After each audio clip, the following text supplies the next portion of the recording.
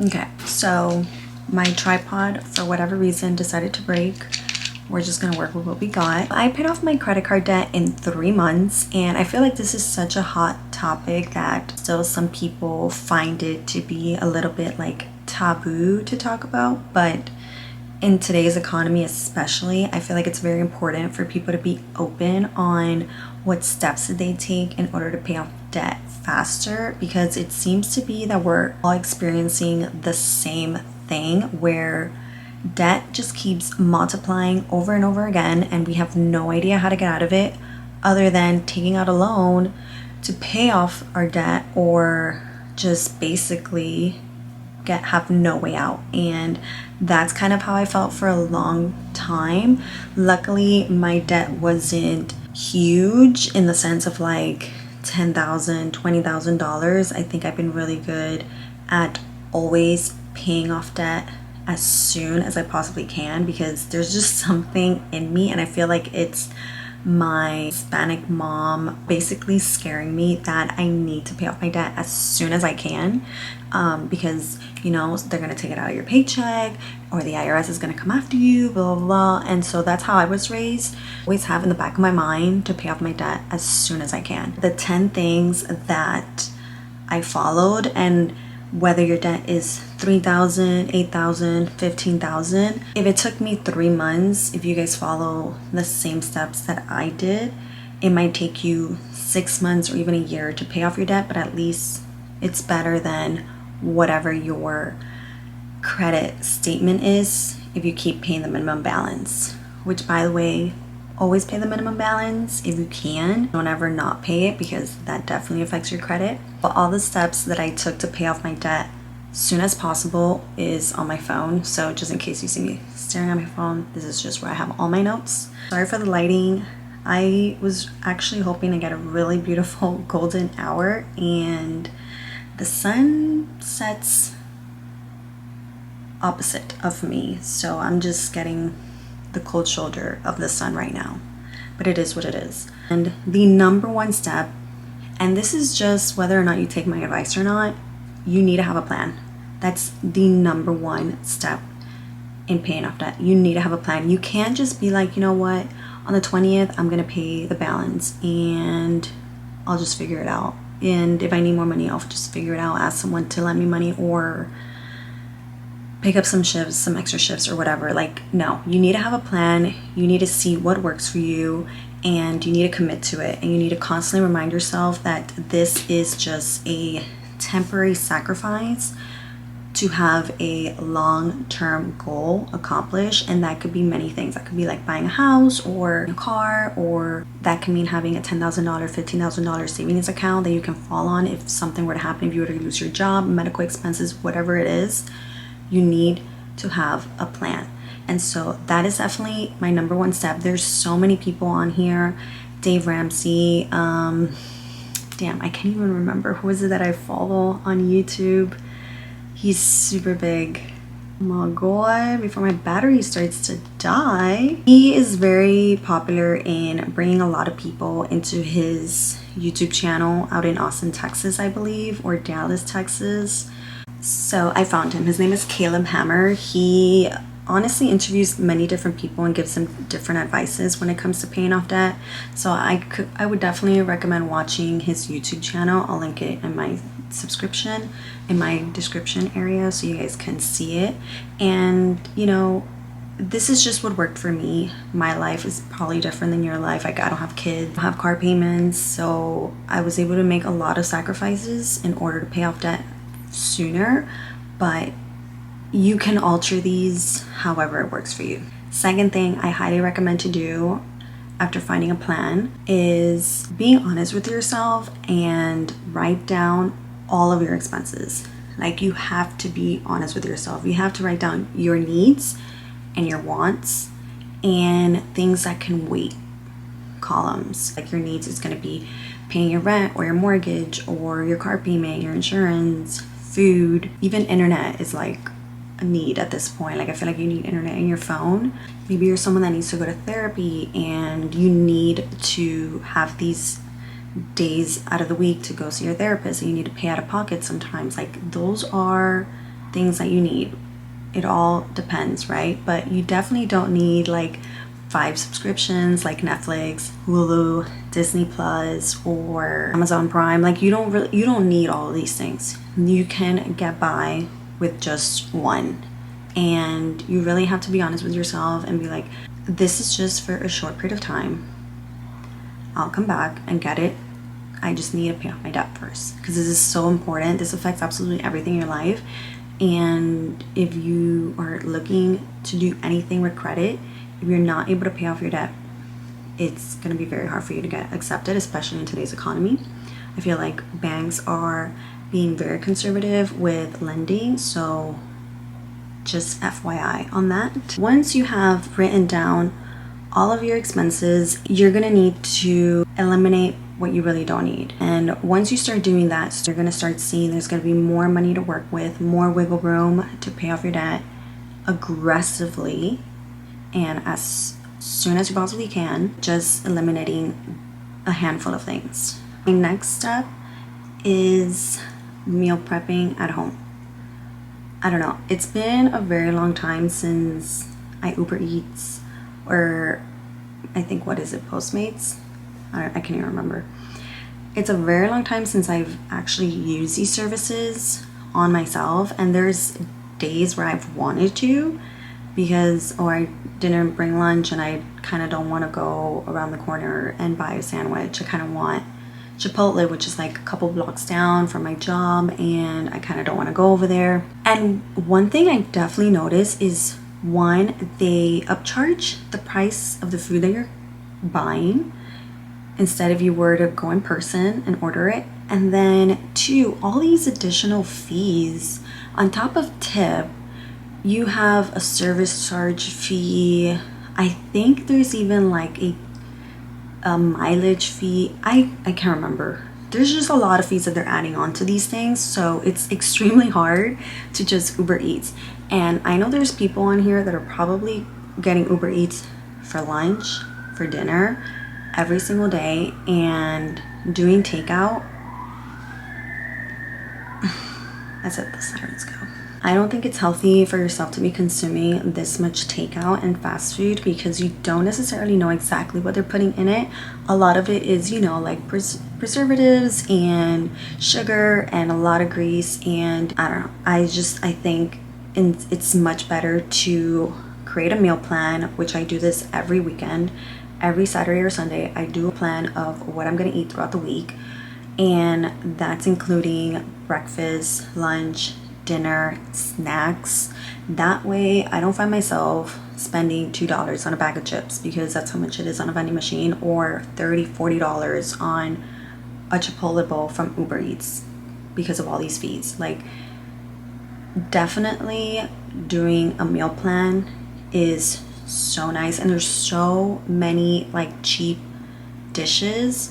Like, it's not just like rice and chicken. Like, you can definitely do like tacos at home. You can definitely do lasagna that can last a couple days. You can batch like ground beef or ground chicken, or shredded meats with vegetables like broccoli and carrots, like a chicken stir fry. You could pair like all of these dishes with so many healthy sides, like sweet potato, maybe even like whole grain rice or pasta, or some like wraps. You can make some wraps at home, and not only are you going to be eating better, but you're also going to be within a budget where you're not running out and having to buy additional things throughout the week. And so take as much time as you can when it comes to meal prepping, and you'll see that it will make a huge difference on your day-to-day expenses when it comes to eating, because when we're hungry, we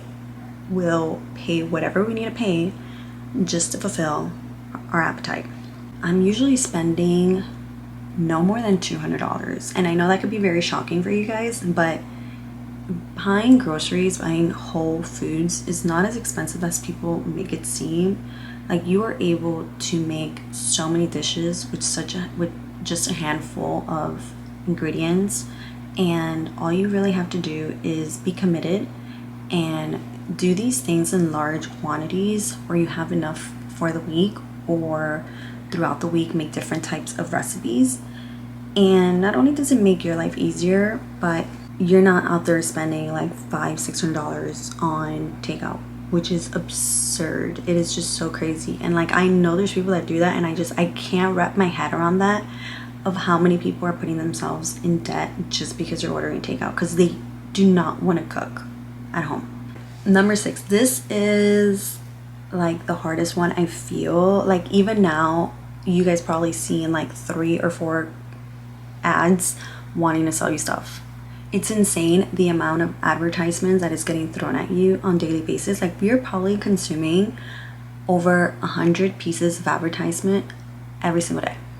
Like, anything you do, whether it's on Instagram, if you're like watching people's stories, scrolling through your feed, TikTok, everyone's trying to sell you something. Even YouTube. I feel like YouTube right now, there's so much advertisement. Like, I'm annoyed. Like, I'm so annoyed. Like, when was advertisement gonna be like 50% of what I'm consuming? It's so insane. It's bizarre. And I definitely notice in my line of work is so many people have gotten into debt with overconsumption, and it's unfortunate. I myself am a victim as well. Like, I used to constantly buy everything that people were promoting because I felt like I needed it.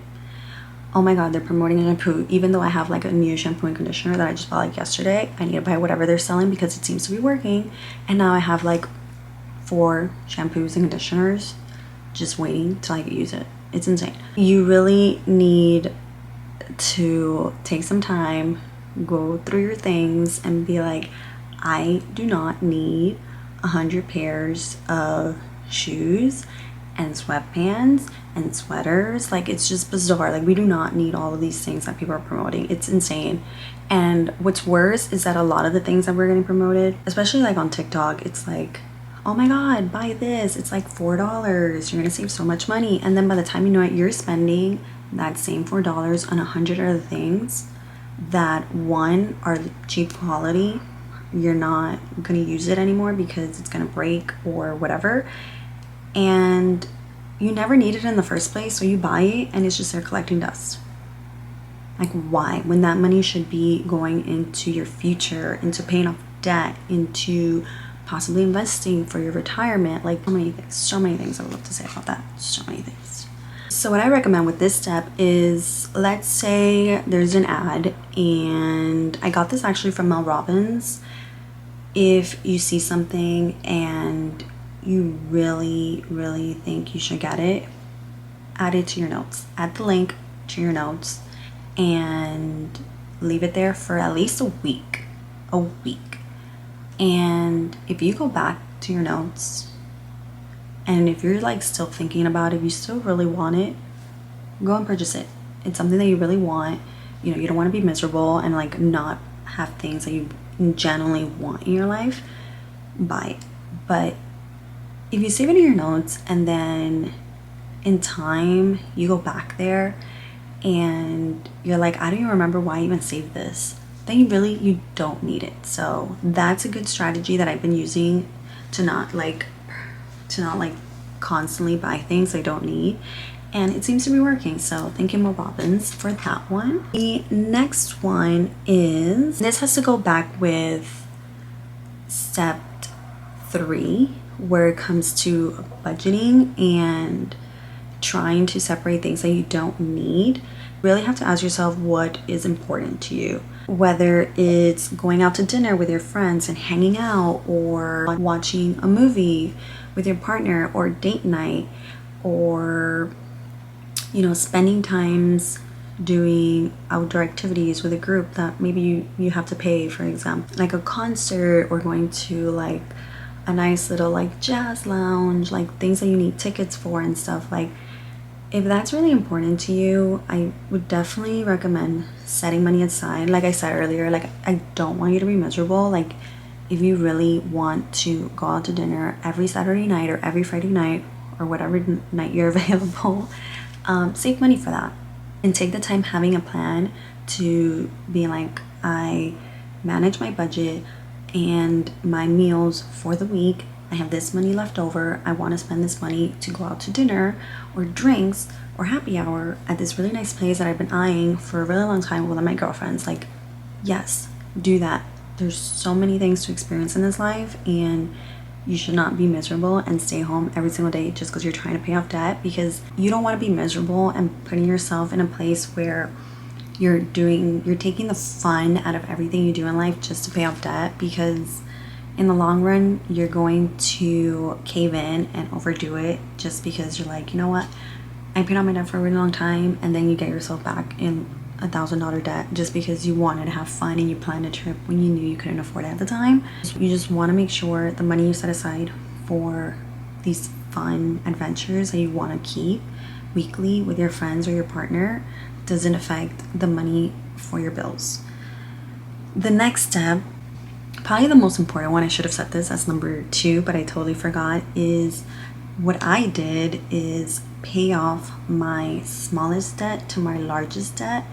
And what I did was pay my smallest debt aggressively and pay the minimum, if not a little bit more than the minimum, on all the other cards, depending if the money that I had, by eliminating a lot of things in my life, was able to fit that need while also not affecting my needs of paying my bills and buying groceries for the week, right?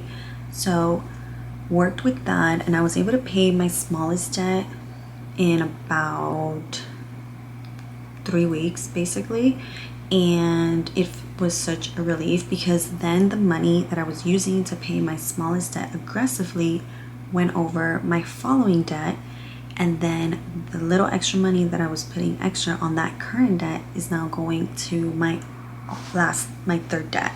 And so it was kind of like a domino effect, and that way I was able to trickle down and get rid of my debts the soonest. A lot of times, a lot of people, I believe Dave Ramsey speaks on, maybe I'm wrong, don't quote me, Dave Ramsey, I think he spoke on getting rid of your highest interest debt, and I completely understand, but honestly, like, all my debts were high interest. They were all like 20%.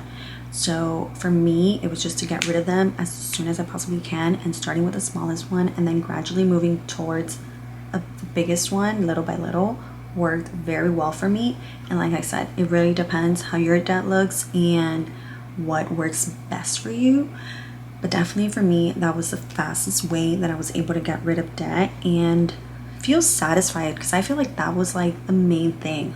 Like, if you're constantly just paying and you see nothing come out of it, like you're still having to pay for that every other time, it kind of sucks.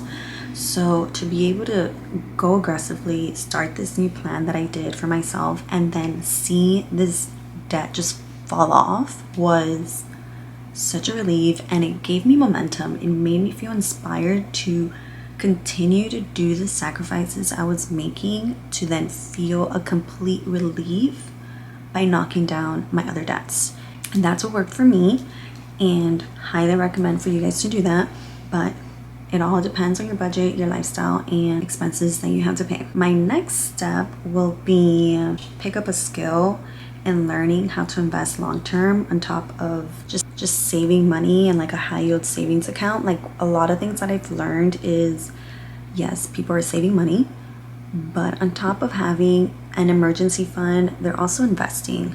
And especially if you're young, in your 20s, you definitely want to learn how to invest in stocks, your 401k, Roth IRA, anything that can help you in the long term, especially starting young, is the best thing you can possibly do apart from that. And when it comes to having your emergency fund in a savings account, you always want to make sure it's in a savings account that gives you a high return.